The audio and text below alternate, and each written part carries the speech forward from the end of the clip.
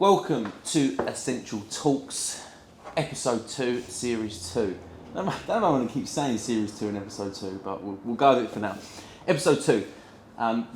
Last episode, we gave you a little bit of an overview of Essentials training, what we do, our ethics, morals and methods. Now we're going to actually get to the good stuff, and we're calling this one How to Create a Lasting Change in Your Body, the Definitive Guide 101 for dummies, or not dummies, or beginners, advanced, and all. You're a dummy. I am. We're going to get really in depth with this. And literally, if you watch this from start to finish, listening to our humour, wit and information we're about to give, you'll be able to package this up and create your own method and sort of principles going forward to completely transform your body. It's the blueprints. It's the blueprint, it's the mechanics, it's the fucking IKEA flat pack manual. The doing of it, obviously, you've got to do. And if there's any questions with it, please reach out and let us know, because it will be, a massive. I think we'll be happy that so many of you have watched it and have got a few questions on it, and we'll sort of give you a lot more information. But we'll get to it. We're pretty much, as it goes in my head, and I think in Josh and Bailey's as well, you've sort of got three pillars when it comes to this. You've got training, nutrition and mindset. And they all interlink, and if on a Venn diagram, they're all sort of in together as well, but they've got their own components also. We're going to start with nutrition, go to training, and then mindset. Yeah. And that's pretty much the only way path we've got. And then if we veer off at other points, we're going to veer off at other points. So without further ado, I'm going to hand over to one of them, and they're looking off to the side. Okay. Training. Okay, won't do it to Josh. So, nutrition. Nutrition. We were starting with nutrition. So, nutrition can get extremely complicated. It is very simple science. However, it is not easy. Simple, but not easy.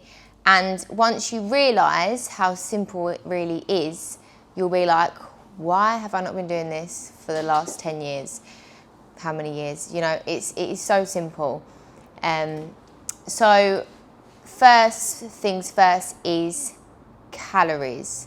So your calorie intake will obviously be dependent on your goal. So you're looking at, if you're looking to lose body fat, lose weight, you need to be eating less than what you are burning. If you want to maintain weight, if you're looking to, increase a bit of muscle mass but not quite going into a surplus, then you will be eating the same as what you're burning. And if you want to obviously gain weight, gain muscle, you want to be eating more than what you're burning. So that is the first point of call. What's next? After calories, we go macros. Do you want to take it from here? No, you can carry on. So, macros. When we're looking at changing our body, we're looking at changing it in terms of improving our body composition. What that means is reduce fat, increased or the same muscle mass.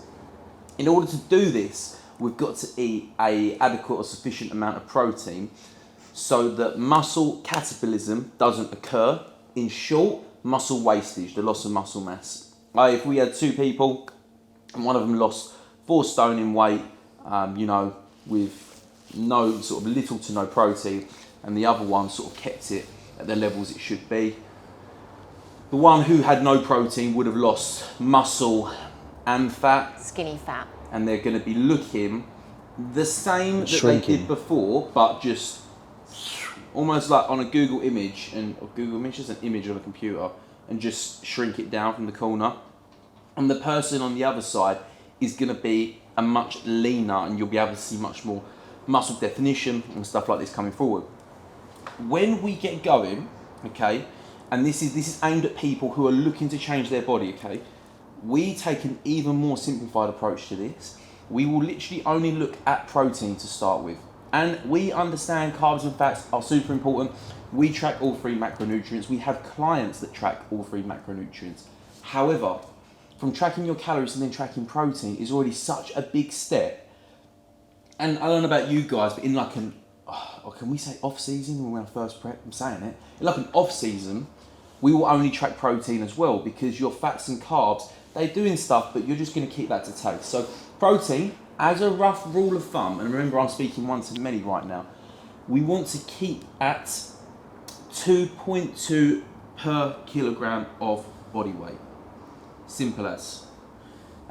Is it 2.2? Would you say 1.6 to 2.2? 1.6 to 2.2. Dependent, isn't it? If you're in more of a deficit, you will need more protein, because you've not got as many calories, so the chance of being muscle catabolic goes up. The higher calorie surplus you're in, the less protein you need. Okay? But 1.6 to 2.2 is a good sort of starting point from there.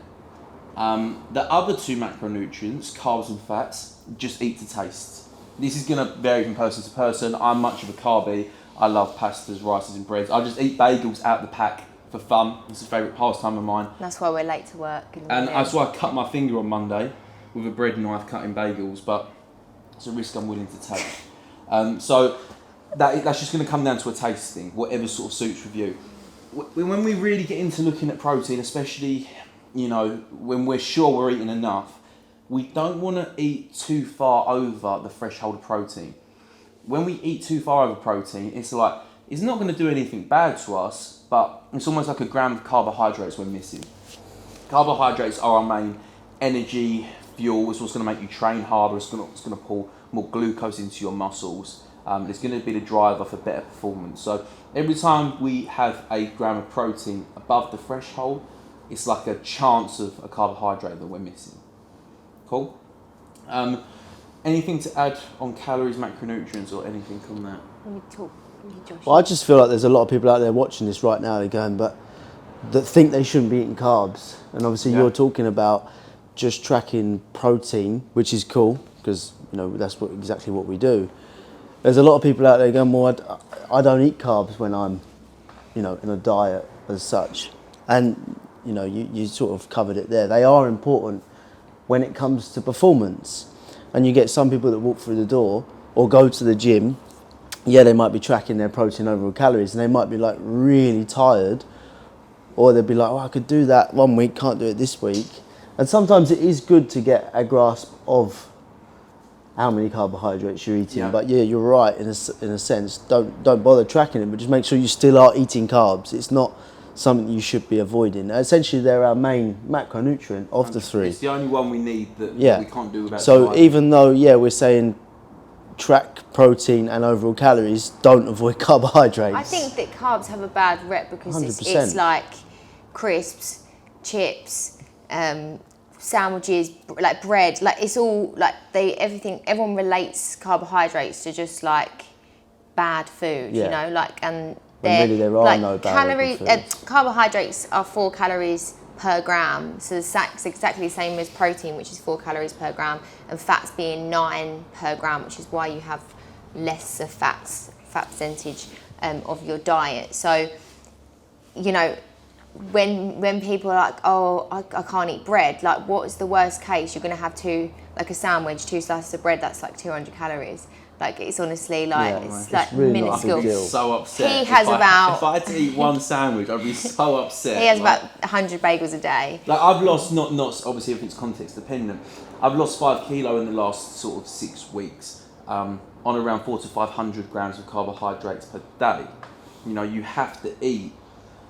Everything changes the further you get into this, but you know, these guys are right. Carbs aren't the enemy. They're the enemy if you're eating too many carbs instead of protein. Yeah. That's when they become a problem. That's when we may say to people, okay, you know, the main thing we get is one of the biggest questions: how do I increase my protein? And you answer this a lot better than me now, because I've done this for a while, and people ask me, and it just sort of puzzles me. I'm just like, what do you mean? Like, what? And this is going to sound really harsh, but I'm like, you just eat more protein. Like, it just sort of doesn't compute. It's like, in my head, it's like meats and fishes and eggs, but people always think they've got to add things in. Like, do I need a protein shake? Do I need a protein bar? First point of call, look at your meals and the ratios of your meals. If your protein is a bit skewed, dial down the volume on your carbohydrates, dial up the volume of your protein. Because I think like hearty meals are like, you've got like like pasta bake and shepherd's pie and things like that, and they're always very carb heavy, which is not a problem, but in the grand scheme of things, if you're trying to increase your protein intake, if you're having like 800 to 1,000 calories worth of pasta bake and there's like a little sprinkling of chicken on top, like you're going to struggle then to get your protein in for the rest of the day because you've just eaten like a shit ton of calories in carbs. So that's where it gets a little bit confusing, but there's nothing to be confused about. Like, just focus on calories, then protein, calories, protein, calories, protein. That is it. There's nothing else you need to be worrying about, especially in the beginning stages. Good? Cool. Perfect. So, again, we will try and do a little write-up on them things we said there, because we said a lot of numbers. There was like 2.2 grams of protein, there was 4 calories on a gram of carb protein, 9 on a fat, and this, that, and the other. So we'll try and get that down. So simplify it. Just so we've sort of got it simplified. Oh, I needed to add something as well. There we go. Sorry, before I forget. So going back to calories, so your calorie intake, obviously, if you work with a coach, they will help you find out the calories for you. But if you're just looking at like a rough starting point, you can go online and find loads of calorie calculators. Yeah. Not saying they won't be 100% because everyone's body will respond differently. It is based off height, age, weight. So they're the only 3 factors this is looking at. But it will give you a rough estimate of kind of like, so you work out like how many calories your body roughly burns a day, and then obviously you'll minus or add calories to work out if you want to be in a deficit or a surplus. So yeah, that I forgot to add that bit. And do not use MyFitnessPal to get your calories, because it will always be wrong. Yeah. You know, you put in your goal, you put in, like what Bailey's saying, your energy or what you would do in a day or how many times you train a week. You will put in your height, your age, your sex, and it will just give you something that is completely wrong. It'll give you like 200 calories per day. So definitely, I mean, do you know any good calculators that are online? Yeah, Healthy Eater. I can't remember, it's healthy-eater.com. Yeah, just put, something. It's called Health. Link in bio. Link to the calorie calculator in bio. In bio. So you can find it there. That's a good one. That's fairly accurate. And you can adjust the meals per day. It will actually give you a breakdown of meals per day, macros per meals per day, macros per meal, high protein, low protein, all this sort of stuff, which is really good. That just coming back, obviously, we're saying all this, and it just said we didn't even tell you about the tracking of calories. So the app that you want to use, really, like MyFitnessPal, there's others out there. I think Fitbit Yazio as an okay one. Guys, Yazio. MyFitnessPal is like, they track calories. That's what they do. It's their one thing that they do, so they're going to be pretty good at it. It will try and make you pay for premium, but you do not need. Do you pay for premium? No. It's like 16 quid a month, but I mean, essentially it just gets you, you know, you can't go up to any. You can't go in between 5%, I think, on the macros. You've got to choose, it rounds up your stuff. You can still look at your nutrients that go in there. I think as well you can't see per meal, but you can still see per day, which is the most important thing. We use the basic one. But it's really easy. You can literally scan barcode, pops up. Yeah, and it stays there. And So you could just type in the first letter, and it's there, done. And why the Venn diagram are tying in, the tracking of calories, when you have eaten a certain way for how many years you've been alive, and then straight away you're now trying to implement everything that passes your lips, you have to scan and track and put in. You can't say that about laughing. And put it in the app. You've got to scan it and put it in the app. Everything. It's hard to relearn that. I've completely gone trail of thought there. Sorry, what were guys. you thinking of? I just think everything that passed your lips, you've got to scan and put in. It could be anything. It could be a fly or something when you're walking or running. So it's the habit and the routine of building that. Stop laughing, Bailey. I'm not. It's the habit and routine of building that. So you're going to be frustrated and annoyed because there's so many times you're going to throw the packet in the bin. Oh, packet's got to come out of the bin. You know, oh no, I can't track How many that. times have we been digging down the bin? Oh, literally, down like when you're at a family dinner. He's like, Mum, I told you. You're like that at the bin, like nobody look, but quick, scan. Like a chicken bone hanging out your mouth, like. So that's the bit of it. You know, you start eating out at like a lot of restaurants now have obviously put the calories on the meal as a very big thing. this in the news at the moment. We think it's obviously a good idea. I think it's a good idea because I think a lot of people, when they go to restaurants, they're ordering something that they seem to be a good idea. Healthy. Perfect one, chicken Caesar salad. Chicken Caesar salad, it's okay. Chicken Caesar salad, you may as well have a burger. A burger, chips. yeah. Do you know what I mean? So I think that's why it's good, because it let people know I might as well just have the real thing. But at the same time, when people go in, oh no, I'm just having like a chicken and rice or whatever it is, understand that they're still pretty loaded. So there's loads of good things there. But anyway, the tracking is a serious skill and an art in itself. But when you make the link that if everything that you eat goes into the app and that changes your body, then it becomes a lot easier. And it's about educating yourself. So, I mean, we still track every day because I just love it. But it's about, like, now if I was to, I don't know, not track for a day, and not if I was away or whatever, I wouldn't worry about tracking. But I, in my head, roughly know, okay, that's about 200 calories, that's got about 20 grams of protein in it. So, like, you educate yourself on your food so that you're constantly conscious of, I think, even when I'm like, right, I'm not going to track today, I'm still like, oh, I know how many calories and I've just got. to interject there, not to say what you didn't say wasn't wrong then, but in the beginning stages, don't tell yourself, oh, I roughly know what I've eaten and it was around them calories. Don't do that. You don't. Because we've been doing it for like 5 years. Yeah, do not, under whatever circumstance, like, go, oh no, I roughly know what I was eating. It's basically the same thing, because you'll forget the digestive biscuit on the fly. You'll forget the leftovers on your son's dinner. You'll forget that you used a different brand of rice. You'll forget that you added a bit more butter onto your bread. So go like watertight. You want to be as accurate as possible. But let's just put that in bullet points. So nutrition, go on the Healthy Eater website, work out your calories from there, find out your protein, work out your protein, by times in it, by... Well, it'll give you, the macro calculator it will do that as well. Download MyFitnessPal, start inputting all your food into MyFitnessPal. Do this consistently. Like Jamie said, don't have sporadic days. Like, don't be a weekday tracker, not a weekend tracker, because people track every day. And yeah, I think that's it. I think that's good. How would somebody know if they're ready for fats and carbs? How would somebody know they're ready for fats and carbs? I think that's a very good question, for one. I think it's a very context-dependent thing. I have people that have been with me for over 3 years, have achieved final body transformation or whatever it might be, and are still on protein.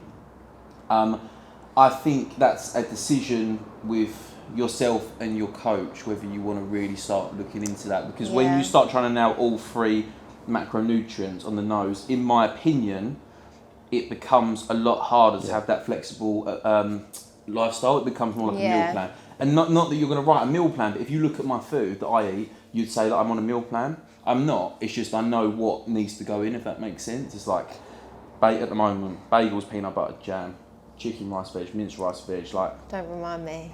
That's all I see. You know, something like this. And it would look like I'm on a meal plan. So I think that's a context-dependent thing. But at the same time, it's how serious you want to take this. 100%. That the beautiful thing about health and fitness and changing your body is however serious you're going to take this is how serious you're going to look.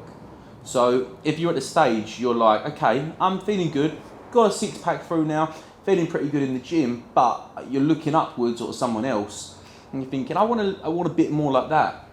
And then we start trying to utilise carbohydrates, refeed days, you know, surpluses, maintenance weeks, calorie cycling, all this sort of stuff that we can really play around with to start driving some growth. So I think it's a context-dependent thing, and I wouldn't like to say there's like a level of accolade you've got to reach. What does that mean? Accolade is I don't think he knows. Accolade is like a medal or like a level sort of thing. Okay. Quote me on that. Very. Link to the dictionary in our bio. But would you not agree? Yeah. Yes. Yeah. Yes, I just didn't know what that word meant. Cool.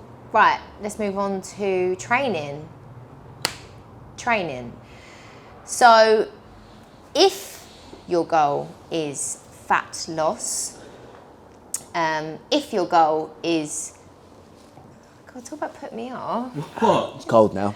If your goal is fat loss, if your goal is to gain muscle or whatever it is, weight training is the best.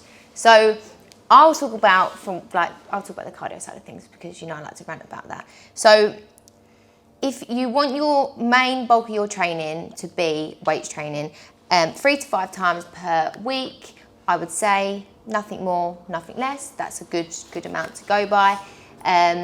Cardio is overrated for fat loss. If your goal was to be a super duper runner or to run marathons or to whatever, get really, really fit, go ahead, do your cardio. If your goal is physique based, cardio is not going to be the best thing for you. Not saying it's absolutely pointless, but it is used as a tool and not as your main bulk of your training, i.e. you might add cardio in instead of dropping calories further. But it's something I think immediately, as soon as people think, right, I've got weight to lose, straight away out running, smashing their knees up, like can't walk. Smashing them up. So don't feel like you have to always, like when you start your journey as such, don't feel like you have to go in like, okay, I'm going to run every day and go super duper like athlete mode. 3 to 5 days per week of resistance training is adequate and optimal, if that's the same word as adequate, probably. Yeah. I feel like cardio does have a lot of health benefits. Yeah. And a healthy body will progress quicker than an unhealthy body. Yeah. But like you say, if it's physique based and you're looking to change your body composition, resistance training is what's going to feed. But I'd like to think like... Who wants to be healthy? We just want to look good. No, but I'd like to think I'm joking. we go like, so I think looking at your steps is really important because I think like I will do like anywhere between 10 to 15,000 steps per day just on like an average day, and I will do like very minimal cardio, but I like to believe I'm quite fit. You get some general physical preparedness training from weight training. Yeah. You know what I mean? You're going to be fitter than the average person. We're not just specifically getting our heart rate into an elevated period for the purpose of cardiac benefits. And that's that. Yeah, you're completely right. A healthy body will progress more because your metabolism is going to be spinning better. You got less chance of getting sick. Things are just going to be working better internally. But we're so strong-sided in an opinion about this because it's like you got to fight fire with fire. It's like there's such a strong belief towards it. Like, and I understand some people enjoy running. I do understand that. I don't. Perhaps now if you saw me running, you need to ask, is everything okay? But I know for a fact, and this isn't saying I know for a fact, if we took, every other, if not 3 out of 4 runners off the street and said, oh, why are you running? It would be, I'm just trying to lose a bit of weight. Okay, because and that's cool, and I love that because they are doing something, which is better than nothing. But I just would love when the shift, and it is happening, comes that instead, I'm just going to go out for a 20-minute run. I'm just going to go in and hit 20 minutes of supersets. Like, that's you when we realise, like for me, if I'm short on time or something's happening, which isn't often for my training, it is a big priority, but if it is, I'm going to be like, right, okay, I've got 30 minutes to train. Let me put a push exercise with a hinge exercise, a squat with a pull. I'm going to hit like 50 total reps on each, go in between them. And watch your heart rate. Recruit, a whole amount of volume. Like, what about that time when we got stuck in the traffic going down to Rayleigh to train? Oh yeah. And we had to sidetrack, and we had like 25 minutes to get a session in, and this humongous with amount a pre kicking in. Yeah, no, not even kicking in. It was like at the tail end. We hit like 120 squats or something. 26 minutes or something. Yeah, that was disgusting. It was ridiculous. We just went in, and it was a really good workout. The state of us when we walked out. Really good workout. We went in. We was like, we just sign up to a day pass. People just look at us. What the fuck's going on here? When that shift happens, I think it's good. So yeah, that's cardio. done. So why is it? Steps is cardio, right? Steps is cardio. Yeah, steps is. But it's steps borderline. It's yeah. It's activity. It's activity. It goes towards your energy expenditure. Yeah. Yeah. And It's very low intensity, so Exactly. it is good for fat loss when you're tired and you're depleted. It's easier to go and get your steps in than it is to go and jump on that Stairmaster bloody air bike. air bike. Air Airmaster. Airmaster, nice. Airmaster. Nice, a good combo that. Avatar. That would be the That's- worst combo ever. That's just air walking. An air bike and a stairmaster. Imagine that mixed together. That'd be hell. That's- Copyright. Copyright. It's Yeah. giving me shivers. But I think a lot of people, what they do, they underestimate how much they eat and they overestimate how much they move. Yes. Simple as. And when we're dieting in a deficit and get further down towards, because you get more tired, you're not doing it on purpose. Subconsciously, you start sitting about more. Like you're on the sofa, whatever, watching TV. You'd get up to get the remote to change the channel, and you're like, I'm just going to watch what's on. And you just move that beamer slower, I seems- think. Yeah, You like do. a sloth, No, like- but you do. Like, if you just like that, if you were sitting Yeah. down, you wouldn't be fidgeting as You're much. like, You're just "Oh." literally like, oh. So that's another thing to note. But why is it we resistance train for changing our body? I don't know. I was just leaving it open, but no one. No, You answer the I'll question. answer it. We resistance train when we change our body. You looked over there, so I thought you were but asking. I thought I didn't want I thought you were asking Liam. Yeah, but I thought, Liam, you answer. I didn't want to ask one of you, so I thought you'd go like, no, don't pick me. Okay, why we resistance change when we change our body, is because if we take them two people again, and the one over here on the left is in a calorie deficit. We'll just say a calorie deficit. They're in a calorie deficit, and their method of training is cardiovascular training for 3 hours a week, whatever that might be. Running, cross trainer, stairmaster, boot camp, I don't know what it is, boxing. And the person on the right here takes 3 hours of strength-based resistance training. So either lifting weights or training machines, anything that's going to apply a stimulus and resistance to their muscles. And we let them run that for 12 weeks, and then we come back and visit them, and we put them on a DEXA scan, which is a scan that can show their body fat composition. The person that done the cardiovascular will be lighter, but their body composition will be the same, if not worse. So, because an adaptation of cardio is you get better at doing cardio. To get better at doing cardio, you do not need muscle mass. So your body's going to be like, well, Jamie's making me run 3 times a week on this treadmill. Better get rid of some muscle mass because it's going to be a hell of a lot easier. So that's what it does, gets rid of it. Whereas the person on the right, they've lost weight, they're lighter, and their body fat is much further down, massively improved. Because this person here, when they're challenging their body through resistance training 3 times a week, their muscles are not going to let go of any of their fullness that they've got. They're going to actually promote, if not gain a little bit in some cases. I say that in some cases because there's a very finite group of people that can apply to when you're in a calorie deficit. And also, if you're like another thing to add, your training doesn't have to change. Whether your goal is to lose body fat, to maintain, to get bigger, you don't need to change your training. And it's the same, for the most part, isn't it? Yeah, exactly. Yeah, the bulk of it is the same, and that's why I think people get a bit confused as well, because they're like, right, but my boyfriend wants to gain muscle mass and I want to lose fat while we both lifting weights. Surely he should be lifting the weight. So it's understanding that it will help you in both scenarios. And the beauty of it is you can literally do this for the rest of your life, and you will live your best life whilst doing it, because I can't wait to be a strong old lady. There's nothing worse than thinking about being frail and old, and fucking all up in the nursing home. Dang. That's what I think. Like I've said it before, it's just focus on getting as strong as fuck. Yeah. At the start, that's it, and then concentrate on every other aspect.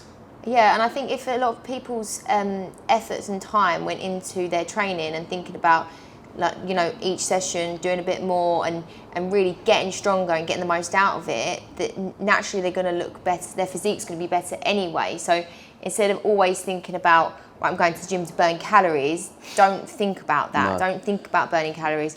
Go to the gym, get your session done, get stronger each time, progressing week by week, and naturally you'll look better as a result of that, rather than always thinking like about what you look like all the time. It's good to have the performance goals as well, which I think a lot of people don't base their efforts towards, do they? So what are we looking for a successful session or training plan? Like, what's the goal here? Like, what are we trying to do? Trying to go in and just make our muscles sore, or are we trying to, get a pump? What are we trying to do here? Well, I don't think we'd ever go in to hurt someone or make them sore. Drop a weight on Obviously, their toe. There we go. Initial stages they're going to be sore, but you'd look to train smart. You'd look to move effectively before applying, load or increasing the load over time. But you would never go in and smash. Try this. This is really going to fuck you up, so that you crawl out the gym. Yeah, it's if you looked at our training. Then if we posted bits like constantly all the time, very boring to watch. Very boring. Same shit, different t-shirt. Luckily, Liam managed to make a nice little video for us that made it look more interesting. But it's the same training between like 6 to 12 weeks every single week. If he did that every week, it would be the same video. Yeah, it just might be one extra rep or slightly heavier. And it's called progressive overload. It's getting a little bit better each time. So it's like you haven't got to go for the big 10 kilo, 20 kilo increases. The compounding effects of that 1 kilo, one extra rep, one extra set or whatever it is going to compound so much over time that it's going to be crazy. It's delayed gratification. Like, what we do today is going to affect our future self. Yeah, not tomorrow. Simple as, and that's the thing with it. The problem with exercise in general is we don't see the results from this from today, from the workout. It's down the line when we see it. It's much further in the future. But that's amazing, because when you get to that stage and you stay the course and you're in the process and you're working down, and then like you think, I'm just going to have a little look up now. And you bring your head up and look behind you, it's like, wow, how fucking far have I come? And that's the part of it. Focus on the process, not on the outcome. We've said that so many times. It's very true. But that is it. So let's round that off into some bullet points. Resistance training is the way to go to transform your body and create a lean physique. 3 to 5 times 3 to 5 times a week. Consistently. Training split is going to vary. It can be full body, upper, lower, body part, push, pull, legs. It's going to be a really context dependent thing. I think if you're getting into it 3 times a week for full body sessions is going to be a really good thing. Take some time to really learn the technique and skill. Don't try and run before you can walk. And then just try and look to get a bit better each week. Yeah, and I would say just stay active outside the gym. As much as you can. Yeah, much as you not can. just rely on your free sessions, but try and be as active as you can outside the gym. Yeah, for sure. Cool. Training? Cool. Call that one a wrap. Onto mindset. So mindset is a weird one because I'm not really sure where we're going to start with this and where we're going to end up. And we've already tipped into bits of that throughout this in terms of nutrition and training and how it all overlaps. It's all and stuff. mindset. And it is all mindset to a degree, but it is the main thing that is going to get you from A to B. And I suppose if we do the beginning bit of mindset, it's like, why are you, client walks in, starts training, why are you here? What are you trying to do? Well, I'm trying to lose some weight. Okay, but why? Because my clothes don't fit. Okay, but why? Well, because it makes me feel uncomfortable. Okay, but why? Because my friends are in quite good shape and stuff like this, and you get deeper and deeper and deeper, and your why is something that you really want to get to it, at the beginning, because when times get tough and you don't want to eat your chicken, rice and veg, or not that you have to eat that, and you don't want to do your workout, the best thing isn't to look for motivation tactics or macro hacks or ways to stay full up. You wanna refer back to this, because if it is a strong enough why, you'll fucking do that. Yeah. You'll fucking do that. Like right now, You'll value it. all 3 of us are looking to get on stage and do our first physique bodybuilding bikini show end of September. And I don't know about you guys, but every time something comes into my head, because we're just like everyone else. We're not superhuman, by the way. I am. Yeah, call it for she is. She lets us know it. when something comes into our head, when something comes into our head, like right now, it's like I'm not going to be standing up on that stage, one, looking like shit, and two, thinking that I could have done more. Like, oh fuck, I wish I went out for them extra steps. Wish I did that workout. But it's all very like, I think with like socialising, or when you have like slip ups or days where you're like, oh, today's a bad day, whatever. Like, you might enjoy that for like a very short period of time. Like, I don't know, say you was really, really craving something, you're like, oh, I've just got to have it. You'll probably enjoy that for about 5 minutes, and then you'll think, oh shit, why have I done that? So temporary. It's like it's a temporary satisfaction, and that's what I think you have to remind yourself. And do you know what saying I really like? And it's not so appropriate now because obviously we're not trying to get skinny. But there was a saying that said, nothing tastes as good as skinny feels. And although we're not trying to get skinny now, okay, that's not the thing at all. It's like, let's change it. Nothing tastes as good as looking good and feeling good feels. You know, it's a little bit of a mouthful when you say it like that, I must admit. But it is true. It's like nothing for me is going to taste as good when, you know, I get that fulfillment of doing really well in my competitions, or seeing my training phase out, or lifting that thing. And for me, that's enough. And for these guys as well, it's enough. For you, it might change. Go on. No, go on, carry on. I said for you, it might change. It may be different. It might be a brilliant one, which I see a lot of people for, and I think is a really good reason, is I want to be there for my kids. That's a fucking powerful why when people say that. I'm like, wow. Because it's not superficial. It's not, and listen, I get it. We will get in shape for a holiday, and people do well get in shape for a holiday. But it's so surface level. It is, yeah. Like, so it's like temporary, isn't it? So surface level. Like, I wanna be there for my kids. Like, fuck. Like when you're feeling shit, and you don't want to do that workout or whatever it is, and you think, I need to do this because I need to be healthy, alive, and I need to be a functioning person for my children, and I want to be a role model. Like, that is a powerful why. It's big, yeah. So from the get-go, I think the first mindset bit you need to be looking at is, why am I doing this? You know, and remind yourself of that. And when you start feeling a little bit better, you know, I feel better now, I might go back to my old ways. Just remind yourself why you started this. You know, we can all talk a good game in the beginning stages. We can all talk a good game. And when we're motivated, it's really easy to train, and it's really easy to diet. Love when I'm motivated, which I reckon maybe 3 out of 10 of my sessions I'm motivated for. I love it. I'm on fire, pre-workout's going, I'm vibing, music's loud, I'm smashing the weights, no problem.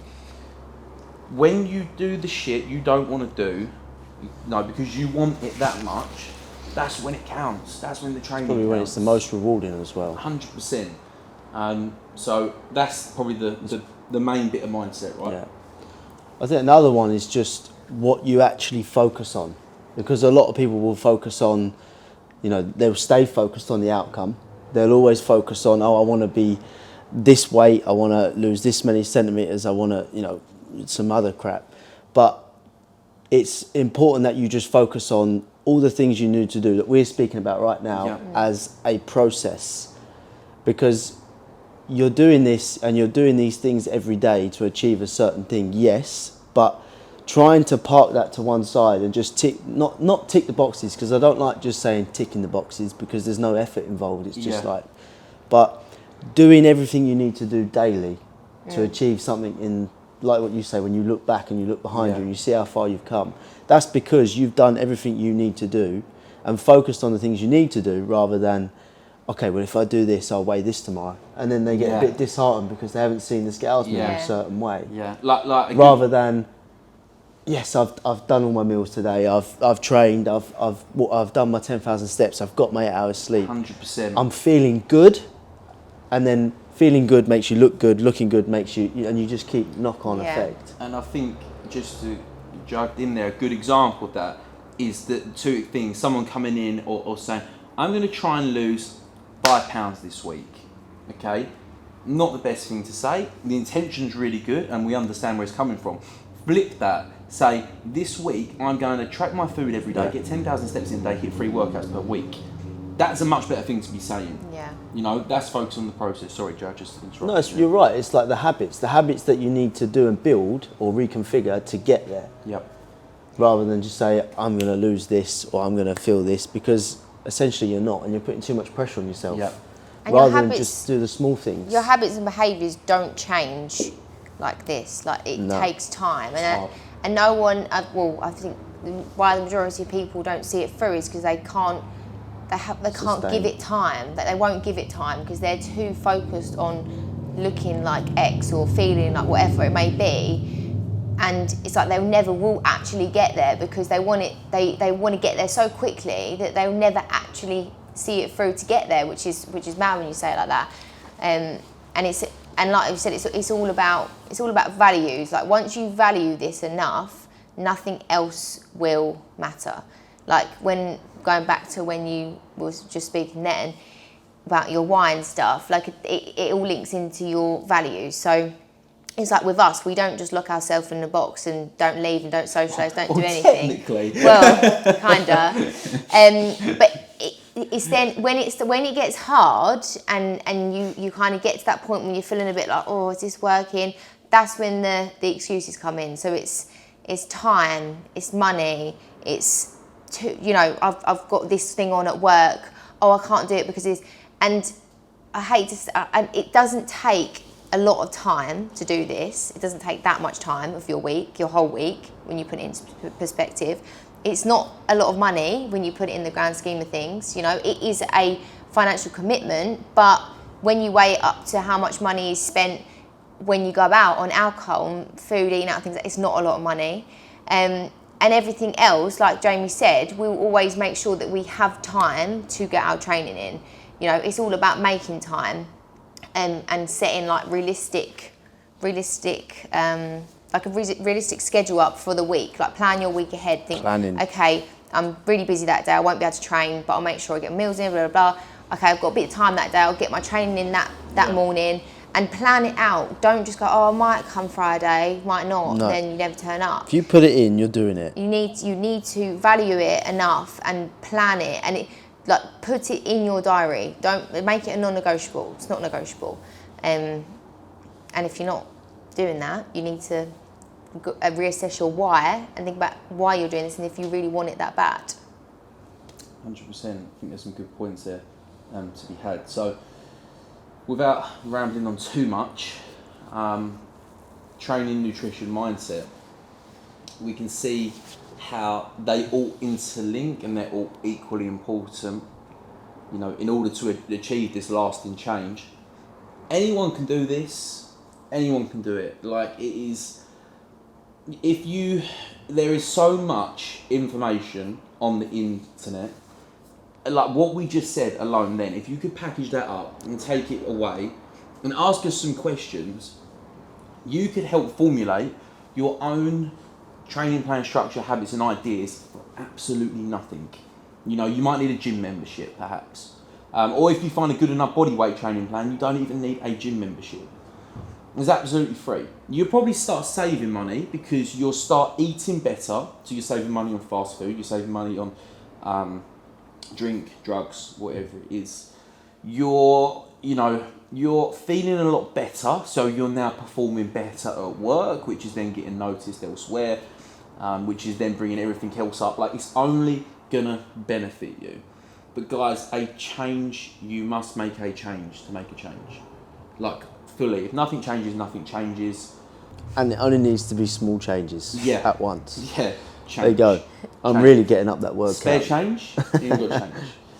So once you realise that, the possibilities are endless. You know, one more thing as well I want to add there is balance. You know, if balance is always a scale in terms of, if we're talking about balancing, changing your body and balancing the whole other life that you have. You know, if the balance has to be skewed a little bit, like if you have to dial down your social life and everything else in order to better your health, physical health, mental health, longevity and all this sort of stuff, your confidence, then that's a sacrifice you're going to make for a small time. What is balance? Because people might say to me, oh, well, you're not balanced because you don't go out like most weekends, and you don't do this and you don't do that. But I don't enjoy doing that. This is another thing. This is what I enjoy. I feel like, we feel like we're perfectly balanced. Yeah. And this is the thing.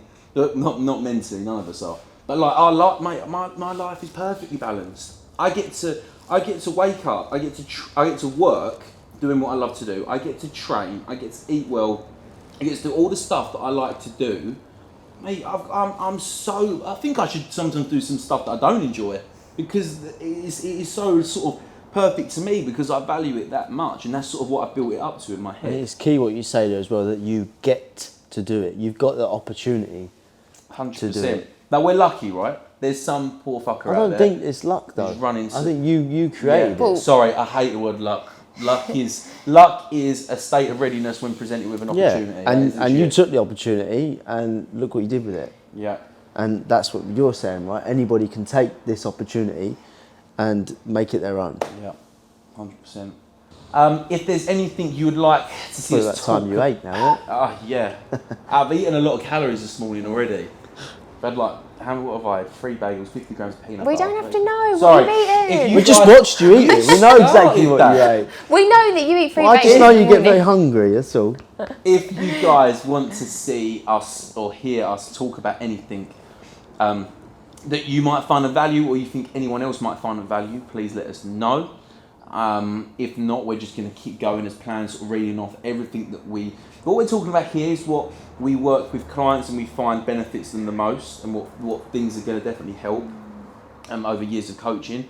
But if there's any particular problem points, don't come at us with, is asparagus a good food to lose weight? Like, try and make it a bit more of a topic we can talk about. We can obviously integrate that in if you need be. Please let us know in the comments or message us. And again, we're going to put a bit of information up with this video as well.